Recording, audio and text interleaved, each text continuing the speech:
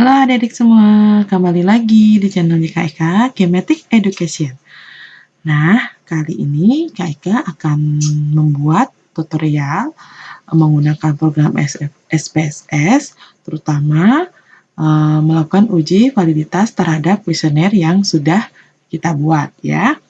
Nah, untuk cara pembuatan kuesioner secara baik dan benar sudah Kak Eka jelaskan di video sebelumnya, dan Kak Eka juga sudah menjelaskan kenapa harus melakukan uji validitas ya.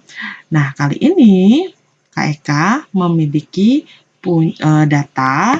Misalkan kita ambil contoh, ada seorang mahasiswa yang bernama Andi melakukan sebuah penelitian dengan menggunakan skala untuk mengetahui atau mengungkap prestasi belajar seseorang ya. Nah, di sini Andi membuat 10 butir pertanyaan dengan menggunakan skala Likert, yaitu angka 1 itu sama artinya sangat tidak setuju, angka 2 tidak setuju atau biasanya disingkat dengan TS gitu ya. Angka 3 itu setuju dan angka 4 sangat setuju. Nah, setelah membagi skala kepada 12 responden, didapatlah tabulasinya sebagai berikut ya. Nah, jadi di sini menggunakan 12 responden, oke. Nah, datanya dan itemnya ada 10 dan sudah ada skornya dan juga sudah diskor total. Nah, kalau skor total adik-adik bisa ya tinggal di zoom saja untuk mencari skor total ini. Oke. Selanjutnya, data ini kita sebut dengan data mentah dan kita olah untuk mengetahui uji validitasnya. Nah, di sini Kak Eka menggunakan uji validitas yaitu uji validitas person ya, atau bivariate person atau korelasi produk moment person. Oke. Nah, di sini Kak Eka akan menggunakan SPSS. Tapi sebelumnya Kak Eka akan jelaskan dulu konsep dasar dari validitas person ini. Nah, jadi adik-adik, uji validitas itu sangat berguna untuk mengetahui kevalidan atau kesesuaian kuesioner yang digunakan oleh peneliti dari para responden. Jadi, wajib sekali kalau kita melakukan uji validitas ya. Nah, yang kedua, kuesioner penelitian dikatakan berkualitas jika sudah terbukti validitas dan reliabilitasnya. Nah, di sini uji yang Kak Eka pakai adalah uji validitas person produk moment ya, di mana uji ini prinsipnya adalah mengkorelasikan antara masing-masing skor item kuesioner dengan skor total jawaban responden. Oke, nah itu konsep dasar dari validitas person. Oke. Nah, di sini kita langsung saja masuk ke program SPSS ya. Seperti biasa, di sini Kak Eka menggunakan SPSS versi terbaru yaitu yang 26 ya. Kita masuk ke variable view. Nah, di variable view ini karena tadi si Andi, mahasiswa yang Kak Eka berikan contoh tadi, menggunakan 10 item pertanyaan ya. Berarti di name ini kita tinggal ketikkan aja item 1, nah sampai item 10. Oke. Item 2, item 3, item 4. Jadi jangan pakai spasi ya adik-adik ya.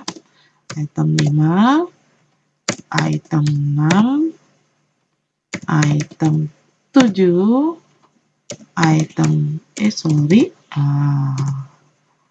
item 8, oke, item 9, item 10. Nah, dan terakhir kita tambahkan karena di sini sudah KIK skor total kan. Nah, di mana tadi prinsipnya adalah uji validitas ini adalah mengkorelasi ya, skor item, masing-masing skor item dengan skor total jawaban responden. Berarti variabelnya kita tambah.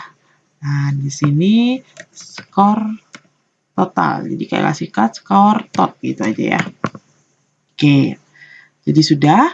Selanjutnya di bagian desimal ini kita ganti dengan 0 ya. Oke. Kita ganti dengan 0. Oke, semuanya sampai ke bawah. Adik-adik harus ganti dengan 0 ya. Oke, jadi memang kita di sini dalam mengolah data ya harus memang hati-hati. Oke, karena apa?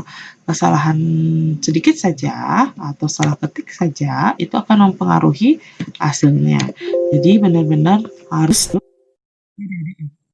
Nah, adik-adik kita perhatikan dulu apakah sudah sesuai variabel yang kita buat ini.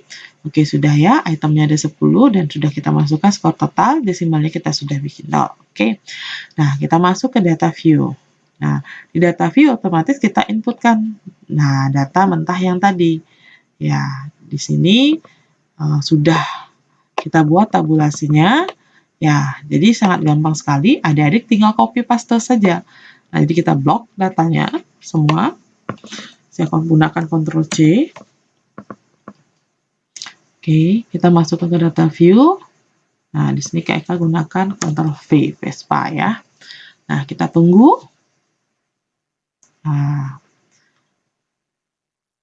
jadi kalau banyak, ya memang akan lama menunggu ya untuk masuk ke copy paste. Oke, kita ulang lagi. Nah, sudah. Oke. Ya. Kita menggunakan tadi respondennya berapa? Ada 12. Oke, di sini sudah terlihat respondennya 12. Nah, ini menunjukkan data sudah terinput semua. Oke. Nah, selanjutnya tinggal adik-adik klik analyze. Oke. Kita cari korelasi. Nah, korelasian ini ya. Oke, bivariate. Sudah. Nah, jadi semua item yang tadi ini, dari 1 sampai skor total ini, adik-adik tinggal Ctrl A aja dan dipindahkan. Oke, semuanya. Nah, di sini sudah korelasi persen sudah tercentang. Kemudian to tail artinya sudah dua sisi. Oke. Nah, tinggal kita oke-kan saja. Nah, oke. Nah, dari sini kita akan mengetahui ya. Nah, ini hasilnya sudah terlihat bagaimana nilainya. Nah, untuk membaca ini gimana ya? Nah, sebelumnya kita harus cari dulu R tabelnya. Oke. Nah, jadi adik-adik di sini kita menggunakan respondennya sebanyak 12 ya. Di sini KIK sudah tambahkan ya R tabel. Oke. Ya, jadi adik-adik perlu ketahui dari hasil analisis yang kita dapatkan ini ya, agar kita bisa membacanya. Nah, di sini sekali lagi KIK tekankan hasil analisis ini didapatkan dari nilai korelasi antara skor item dengan skor total ya. Nilai ini kemudian masing-masing nilai di item ini, oke, kita bandingkan dengan nilai R tabel. Nah, tentu kita harus cari dulu nilai R tabelnya. R tabel yang kita cari adalah pada signifikan 0,05 ya. Jadi 0,05 itu sama artinya 5%, oke. Dengan uji dua sisi. Tadi kan kita menggunakan total ya.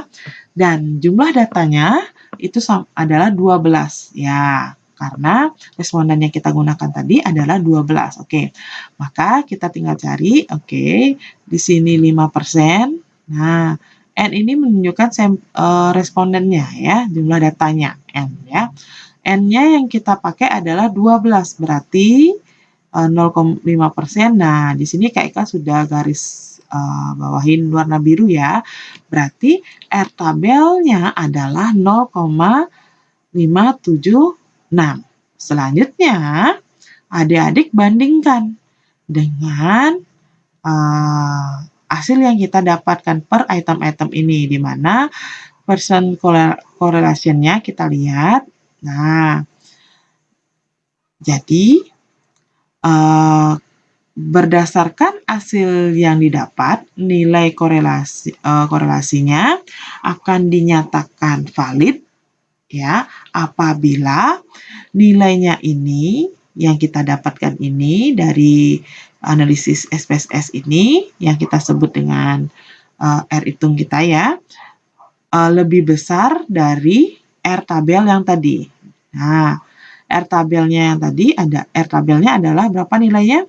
0,576. Oke, kita keep ya. R tabelnya 0,576.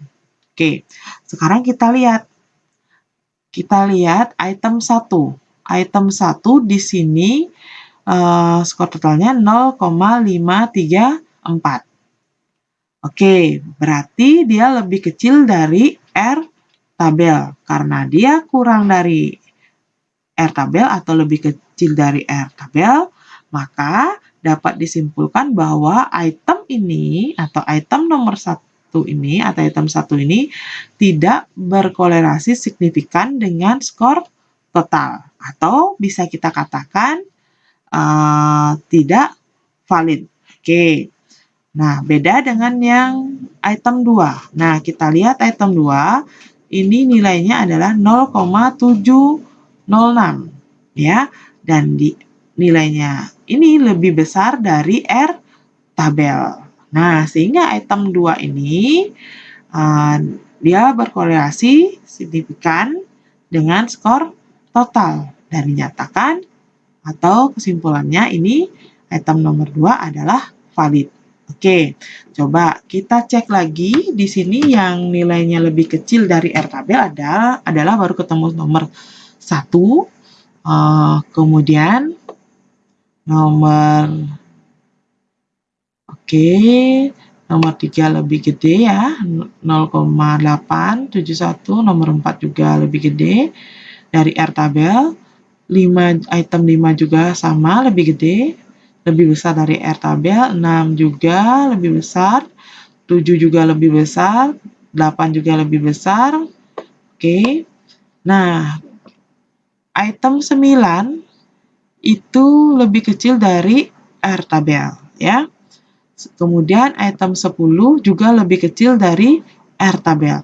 Nah, berarti kesimpulan kita dari analisis uji validitas ini adalah item nomor 1 ya, kemudian item nomor 9 dan item nomor 10 karena nilai R tabelnya kurang dari nilai R-nya ini kurang dari R tabel yang nilai R tabelnya 0,576, maka item 1, item 9 dan item 10 dinyatakan tidak valid. Nah, sehingga adik-adik harus item 1, item 9, dan item 10 harus dikeluarkan. Nah, atau adik-adik harus diperbaiki. Oke? Sedangkan item-item yang lain, selain item 1, 9, dan 10, nilai R-nya ini atau percent correlation-nya ini lebih besar dari R tabel, maka dinyatakan valid.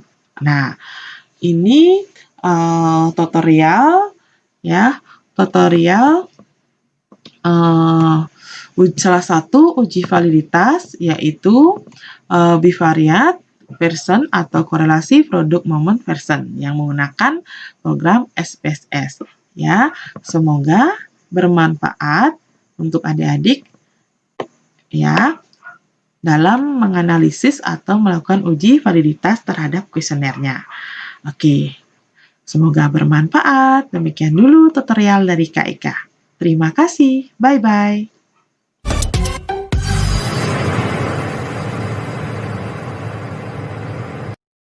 Halo adik-adik, kembali lagi di channelnya Kak Eka, Kinetic Education.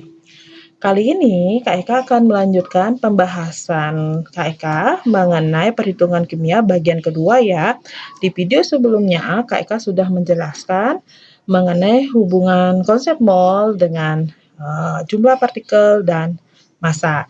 Nah, di kali ini, di bagian kedua ini khusus Kak Eka akan membahas mengenai hubungan konsep mol dalam keadaan standar dan non-standar. Jadi, agar adik-adik mudah memahami penjelasan Kak Eka dan materinya dapat dimengerti, adik-adik mesti tonton videonya Kak Eka sampai selesai, oke?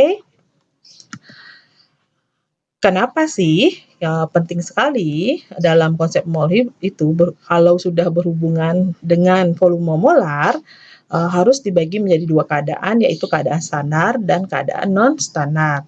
Jadi yang dimaksud dengan volume molar tersebut adalah volume 1 mol gas pada suhu dan tekanan tertentu. Nah, volume molar gas ini sangat bergantung sekali pada suhu dan tekanan tertentu, sehingga inilah yang mengakibatkan dibagi menjadi dua keadaan, di mana keadaan yang pertama adalah keadaan standar dan keadaan kedua adalah keadaan non-standar. Dan pertama, Kak Eka akan membahas mengenai keadaan standar ya.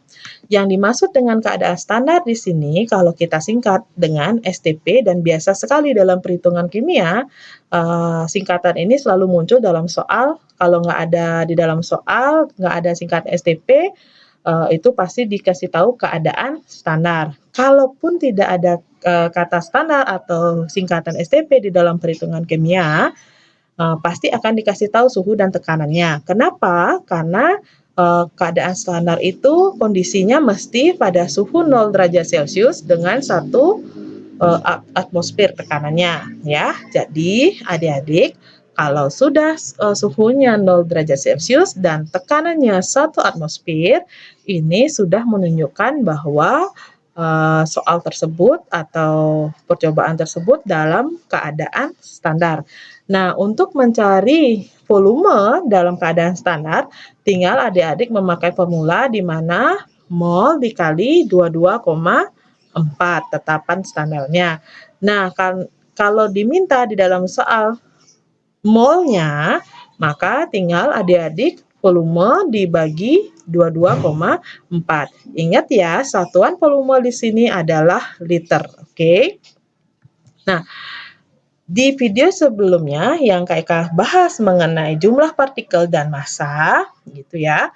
Jadi kita bisa mengkombinasikan sekarang dengan menambahkan hubungan mol dalam keadaan standar. Sehingga kombinasi ini kita akan bisa pakai dalam perhitungan-perhitungan di mana soalnya mengkaitkan jumlah partikel atau massa dalam keadaan standar. Contoh, biar gampang adik-adik. Nah, di sini contoh yang pertama adalah soalnya massa 4,48 liter gas klorin dengan AR-nya Cl sama dengan 35,5 pada suhu 0 derajat Celcius dan tekanan 1 atmosfer. Jadi, di sini sudah terlihat sekali bahwa perhitungan ini dalam kondisi standar atau keadaan standar. Kenapa? Karena di dalam soal diketahui suhunya 0 derajat Celcius dan tekanannya 1 atmosfer ya. Sedangkan yang ditanya adalah massa gas klorin dalam 4,48 liter. Sehingga adik-adik bisa pakai hubungan massa dengan kombinasi massa dengan keadaan mol STP sehingga di sini bisa dipakai formulaan seperti ini ya. Volume per 22,4 sama dengan gram per ml Cl2. Kenapa bisa mr yang kita pakai? Karena di sini katanya adalah gas klorin. Kalau gas klorin itu rumus kimianya adalah Cl2. Maka adik-adik harus pakai Mr. Nah, tinggal kita masukkan untuk mencari Mr, adik-adik sudah bisa kan? Ya, dimasukkan 4,48 dibagi 22,4 itu 0,2 ya, sama dengan gram per 71. Oke, kali silang, sehingga adik-adik dapatkan massa gas klorinnya adalah 0,2 dikali 71 yaitu 14,2 gram. Jadi, massa 4,48 liter gas klorin adalah 14,2 gram.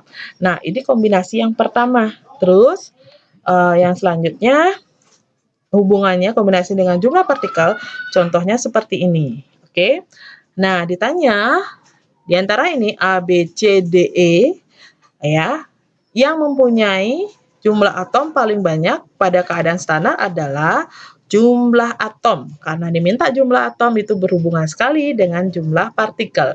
Ya, jadi partikel di sini, jumlah partikel di sini diminta satuannya adalah atom. Ya, di mana rumus untuk mencari jumlah partikel atom tinggal adik-adik jumlah atom kali mol kali tetapan Avogadro ya.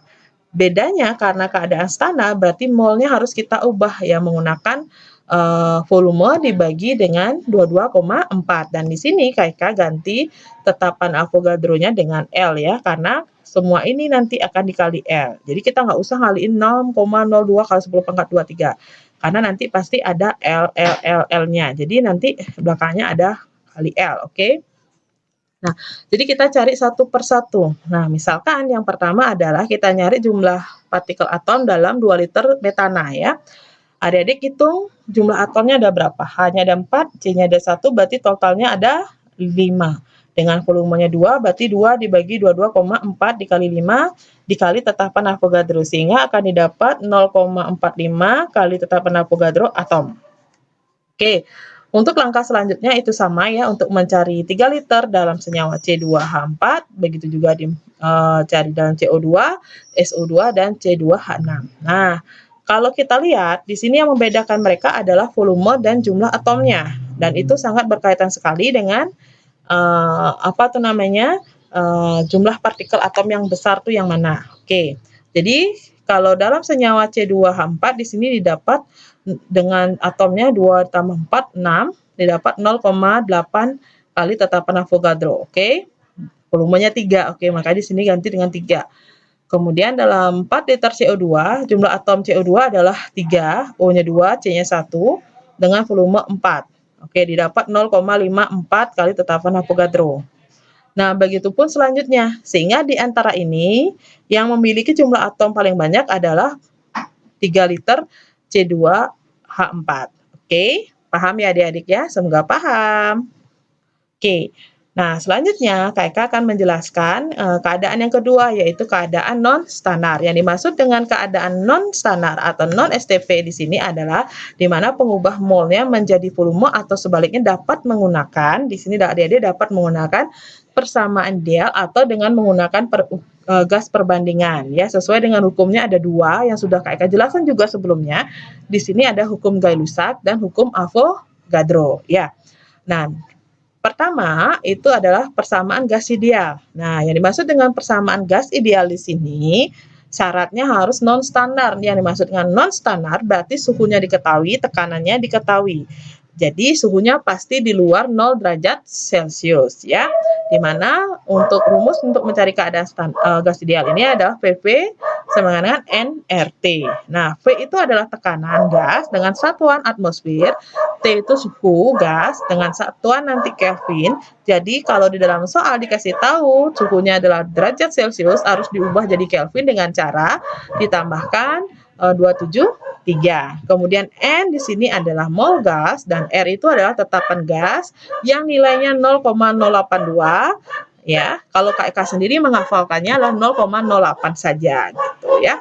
Sedangkan di V adalah volume dengan satuan liter ya. Contoh biar adik-adik mudah, di sini ditanyakan dalam soal ini berapa volume gas hidrogen yang terdapat dalam balon pada suhu 27 derajat Celcius jika tekanan gas hidrogennya 2 atmosfer dan beratnya adalah 0,5 gram Nah, sudah diketahui R-nya adalah 0,082. Di sini sudah jelas sekali soalnya ada suhunya 27 derajat Celcius di luar 0 derajat Celcius, kemudian tekanannya 2 atmosfer di luar 1 atm. Di sini sudah menunjukkan bahwa dia adalah keadaan non standar. Dan kenapa harus penyelesaian soal ini menggunakan persamaan gas ideal? Gampangnya adalah di sini ada R-nya, adik-adik. Oke, gitu ya. Jadi gampangnya itu juga. Oke. Nah, ada R T, kemudian ada V. Nah, berarti otomatis adik-adik gunakan rumus PV sama dengan nRT. Tapi terlebih dahulu adik-adik mesti cari dulu molnya, ya. Jadi molnya gas hidrogen tinggal adik-adik dapatkan dengan cara mol itu sama dengan gram per mr, di mana gramnya 0,5 dibagi mr-nya adalah 2, didapat 0,25 mol. Setelah itu suhunya harus diubah menjadi satuan Kelvin, ya. Satuan Kelvin tinggal ditambahkan 273, berarti 27 ditambah 273 didapat 300 Kelvin. Dan tekanannya sudah 2 atm, jadi nggak usah diubah lagi. Oke, tinggal masukkan ke formula PP sama dengan nRT, di mana ditanya dalam soal di sini adalah volume. Jadi kita rubah dulu sehingga V sama dengan nRT dibagi tekanan. Oke, adik-adik tinggal masukkan saja molnya 0,25, R-nya adalah 0,082, suhunya sudah kita ubah jadi 300 ya per 2 atm sehingga didapat 3,075 liter. Jadi volume gas hidrogennya adalah 3,075 liter atau kita bisa bulatkan menjadi 3,08 liter. Oke.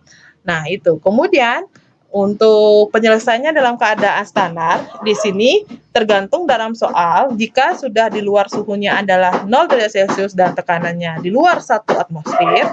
Oke, syarat kedua itu mesti terpenuhi, maka itu kategori keadaan non standar. Bisa juga diselesaikan dengan cara menggunakan hukum Gay-Lussac dan hukum Avogadro, ya. Nah, kapan menggunakan Gay-Lussac, kapan menggunakan Avogadro, dan itu juga kembali ke dalam soalnya.